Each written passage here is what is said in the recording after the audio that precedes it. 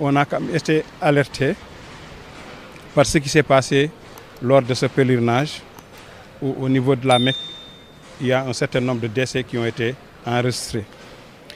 Au départ, on avait pensé que c'était lié à des vagues de chaleur parce que la température était excessivement élevée.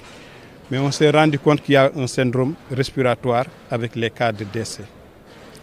Donc on s'est dit que probablement il y a une épidémie de type respiratoire et il était de notre devoir de pouvoir surveiller surtout les pèlerins au retour en mettant en place un dispositif de dépistage pour tout ce qui est en rapport surtout avec la Covid-19.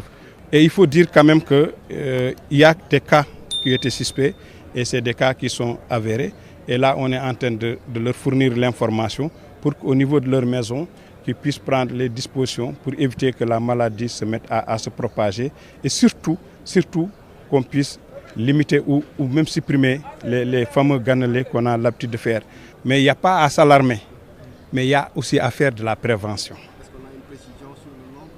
Le nombre, je ne peux pas le dire, on fera un communiqué officiel quand on aura toutes les données. Mais ce que je peux assurer, c'est qu'il y a quand même quelques cas qui proviennent de la Mecque et qui sont des cas positifs.